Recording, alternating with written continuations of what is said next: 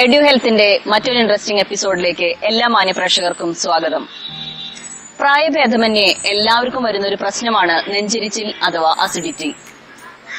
ഇത് വരുമ്പോൾ നമ്മൾ പ്രത്യേകിച്ച് ചില ഭക്ഷണങ്ങൾ കഴിക്കുമ്പോഴോ അല്ലെങ്കിൽ ഒരു നേരത്തെ ഭക്ഷണം നമ്മൾ കഴിക്കാതിരിക്കുമ്പോഴോ നമുക്ക് നെഞ്ചരിച്ചില് അല്ലെങ്കിൽ പുളിച്ചു തികട്ടൽ തുടങ്ങിയ ലക്ഷണങ്ങൾ ഉണ്ടാവാറുണ്ട്. സാധാരണ എല്ലാവരും അടുത്തുള്ള ഒരു മെഡിക്കൽ ഷോപ്പിൽ പോയി അതിനുള്ള ഗ്യാസിനുള്ള മരുന്ന് എന്ന് പറഞ്ഞ് ഒരു ടാബ്ലറ്റ് വാങ്ങിക്കുകയും അത് കഴിക്കും. അപ്പോൾ അത് മാറും എന്ന ഒരാശ്വാസം, തെല്ലൊരാശ്വാസം കിട്ടുമെന്നുള്ളത് ഒഴിച്ചാൽ പിന്നീട് വീണ്ടും നമ്മൾ ഇത്തരത്തിലുള്ള ആഹാരങ്ങൾ കഴിക്കുമ്പോഴോ അല്ലെങ്കിൽ ഭക്ഷണങ്ങൾ തമ്മിലുള്ള ഗ്യാപ്പ് കൂടുമ്പോഴോ ഈ അവസ്ഥ വീണ്ടും വരാറുണ്ട്. എന്നാൽ ഇതിന് സ്ഥിരമായി നമുക്ക് ഒരു റെമഡിക്ക് വേണ്ടി എന്തെല്ലാം നമുക്ക് ചെയ്യാൻ പറ്റും എന്നുള്ളതിനെ പറ്റിയാണ് ഇന്ന് എഡ്യു ഹെൽത്ത് നിങ്ങളുമായി പങ്കുവെക്കുന്നത്. നമ്മൾ കഴിക്കുന്ന ആഹാരം അന്നനാളത്തിലൂടെ പ്രവേശിച്ച് അത് ആമാശയത്തിൽ എത്തിച്ചേരുന്നു. ഈ അന്നനാളത്തിനും ആമാശയത്തിനും ഇടയിൽ ഒരു സ്ഫിങ്ക്ചർ ഉണ്ട്.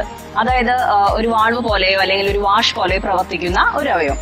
അത് നമ്മുടെ വയറ്റിലെത്തിയ ആഹാരം മറ്റെന്തെങ്കിലും കാരണങ്ങൾ കൊണ്ട് ശരിയായ ദഹനം സംഭവിച്ചില്ല എങ്കിൽ തിരിച്ച് അത് അന്നനാളത്തിലേക്ക് തന്നെ വരാനായിട്ട് ചാൻസ് ഉണ്ട്.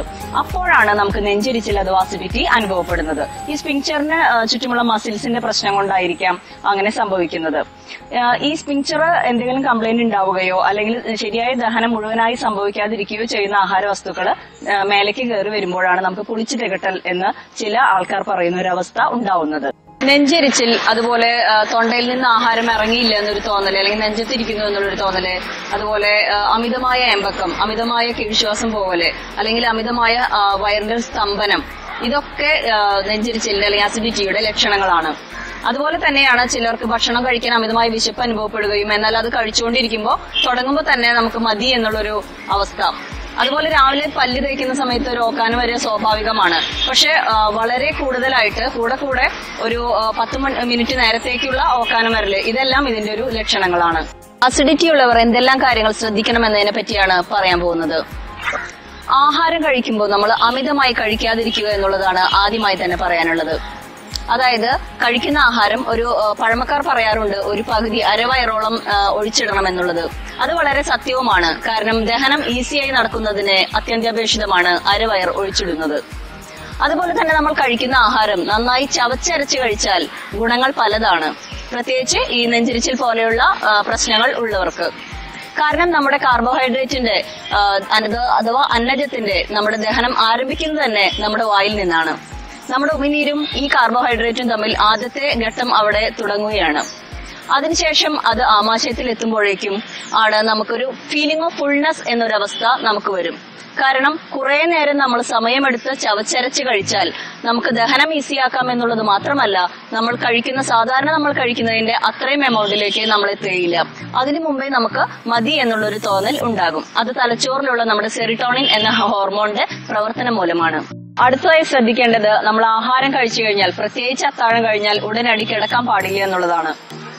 വൈകുന്നേരത്തെ ഭക്ഷണം കഴിഞ്ഞാൽ പരമാവധി നമ്മളൊന്ന് മുറ്റത്തോ അല്ലെങ്കിൽ ഹാളിലോ ഒരു 10 തവണയെങ്കിലും നടന്നതിന് ശേഷം മാത്രമേ കിടക്കാൻ പോകാൻ പാടുള്ളൂ.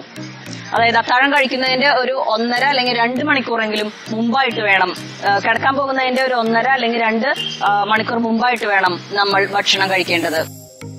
അസിഡിറ്റിക്ക് മറ്റു 2 കാരണങ്ങളാണ് മദ്യപാനവും പുകവലിയും. എല്ലാവരും പറയും പുകവലിക്കുമ്പോൾ അത് ശ്വാസകോശത്തിനല്ലേ കംപ്ലൈന്റ് ഉണ്ടാക്കുന്നതെന്ന്. എന്നാൽ പുകവലിക്കുന്നതിന്റെ ഒരു 30% വായു നമ്മുടെ സ്റ്റൊമക്കിലോട്ടാണ് എത്തുന്നത്. ഇതും സിവിയർ ഗ്യാസ്ട്രൈറ്റിസിന് കാരണമാകാറുണ്ട്. മദ്യപാനമാകട്ടെ, സ്ഥിരമായ മദ്യപാനവും അല്ലെങ്കിൽ അമിതമായ മദ്യപാനവും കാരണം നമ്മുടെ ആമാശയത്തിന്റെയും അന്നനാളത്തെയും തമ്മിൽ ബന്ധിപ്പിക്കുന്ന ആ സ്ഫിങ്ക്ചറിന് കേടുപാടുകൾ സംഭവിപ്പിക്കുന്നു. തുടർന്ന് ദഹനം പൂർണ്ണമായി നടക്കാതെ തന്നെ അല്ലെങ്കിൽ തിരിച്ച് അന്നനാളത്തിലേക്ക് ഭക്ഷണം കയറി വരുന്നതിനും നെഞ്ചിരിച്ചിൽ അനുഭവപ്പെടുന്നതിനും അതുപോലെ തന്നെ തുടർച്ചയായ വൊമിറ്റിംഗ് ഉണ്ടാവുന്നതിനും ഇത്തരക്കാർക്ക് പ്രധാനമായും കാരണമായി തീരുന്നുണ്ട്. പിന്നെ നമ്മൾ ശ്രദ്ധിക്കേണ്ടത് മസാല ചേർത്ത ഭക്ഷണങ്ങൾ അഥവാ അധികം എരിവും പുളിയും ചേർന്ന ഭക്ഷണങ്ങൾ എന്നിവ പാടെ ഒഴിവാക്കേണ്ടതാണ്. കാരണം മസാല ചേർത്ത ഭക്ഷണങ്ങളിൽ കൂടുതലായി വരുന്നത് ചൈനീസ് ഭക്ഷണങ്ങളാണ്.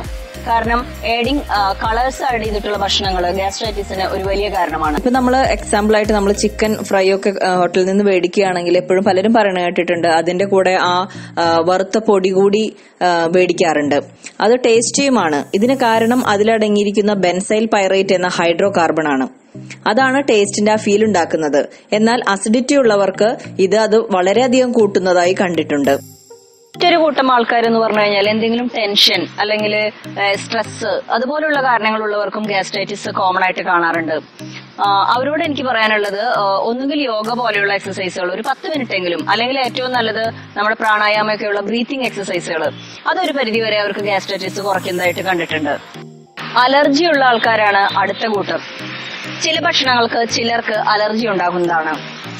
മിൽക്ക് ഏറ്റവും സമീകൃത ആഹാരമാണെങ്കിലും ചിലർക്ക് അത് അലർജി ഉണ്ടാക്കാറുണ്ട്. അത്തരം ആളുകൾ അത് ഒഴിവാക്കേണ്ടതാണ്. അതുപോലെ ചില നട്ട്സ്, അതുപോലെ തന്നെ ഗോതമ്പിന്റെ ഉൽപ്പന്നങ്ങൾ, അതായത് ഗ്ലൂട്ടൻ എന്ന് പറഞ്ഞ കണ്ടന്റ് ചിലർക്ക് അലർജിയാണ്. അത്തരം അവനാന് ഏതാണ് അലർജിയുള്ള ഭക്ഷണങ്ങൾ എന്ന് കണ്ടെത്തി ആ ഭക്ഷണങ്ങൾ കഴിവതും ഒഴിവാക്കുകയാണ് ഇത്തരം ആൾക്കാർ ചെയ്യേണ്ടത്. അസിഡിറ്റി ഉള്ളവർ പിന്നീട് ഒഴിവാക്കേണ്ട ഒരു ആഹാരമാണ് പയറുവർഗ്ഗങ്ങൾ അഥവാ കിഴങ്ങുവർഗ്ഗങ്ങൾ. ഇതിൽ പയറുവർഗ്ഗങ്ങൾ നമ്മൾ പാടെ ഒഴിവാക്കിയാൽ നമുക്ക് കിട്ടുന്ന ന്യൂട്രിയൻസ് കുറഞ്ഞു പോകും, പ്രോട്ടീൻ. അതുകൊണ്ട് തന്നെ പയറുവർഗ്ഗങ്ങളെ മുളപ്പിച്ച് കഴിക്കുകയാണെങ്കിൽ ഇതിന് ഒരു കുഴപ്പവുമില്ല. ഗ്യാസ്ട്രൈറ്റിസ് ഉള്ളവർ ഒരുപാട് വെള്ളം കുടിക്കേണ്ടതാണ്. അതുപോലെ തന്നെ ഇഞ്ചിയിട്ട വെള്ളമോ ചുക്കിട്ട വെള്ളമോ കഴിക്കുന്നത് വളരെ നല്ലതാണ്. ഇഞ്ചി പാനീയം ഉണ്ടാക്കിയിട്ട് ഒരു ദിവസത്തെ കുടിക്കുന്ന വെള്ളത്തിൽ അല്പാൽപമായി ഉപയോഗിക്കുകയാണെങ്കിൽ ഒരു പരിധിവരെ അസിഡിറ്റിയെ കുറയ്ക്കാനാകും. അതുപോലെ തന്നെ ശ്രദ്ധിക്കേണ്ട ഒരു കാര്യമാണ് ഏത്തയ്ക്കാപ്പൊടി. നമ്മുടെ കുട്ടികൾക്കായി കുറുക്കിനായി കൊടുക്കുന്ന പച്ച ഏത്തക്കയുടെ പൊടി ഒരു 2 ടേബിൾ സ്പൂണൊക്കെ ഒരു ദിവസം വെള്ളത്തിൽ കലക്കി കുറുക്കി കഴിക്കുകയാണെങ്കിൽ ഗ്യാസ്ട്രൈറ്റിസിന് വളരെയധികം കുറവ് കണ്ടുവന്നിട്ടുണ്ട്. ചിട്ടയാർന്ന ഭക്ഷണക്രമവും അതുപോലെ തന്നെ നല്ല ഉറക്കവും എക്സസൈസും ഉണ്ടെങ്കിൽ ആർക്കും അസിഡിറ്റിയെ തോൽപ്പിക്കാനാകും. മറ്റൊരു നല്ല ഹെൽത്തി ടോപ്പിക്കുമായി അടുത്ത എപ്പിസോഡിൽ കണ്ടുമുട്ടാം. ഇന്നത്തെ എപ്പിസോഡ് ഇഷ്ടമായെങ്കിൽ എല്ലാവരും ഷെയർ ചെയ്യുക, കമന്റ് ചെയ്യുക, അതുപോലെ സബ്സ്ക്രൈബ് ചെയ്യുക. നിങ്ങൾക്ക് ഏതെങ്കിലും ഒരു വിഷയത്തിൽ കൂടുതലായി അറിയണമെങ്കിൽ നിങ്ങൾ കമന്റ് ചെയ്യുക. പുതിയ വീഡിയോസ് നോട്ടിഫിക്കേഷനായി ലഭിക്കുന്നതിന് വേണ്ടി ബെൽ ബട്ടൺ പ്രസ് ചെയ്യുക. അപ്പൊ അടുത്തൊരു ഹെൽത്തി എപ്പിസോഡുമായി കാണാം. അതുവരേക്കും ദിസ് ഇസ് അംബ്ലിക്. I am signing off from EduHealth.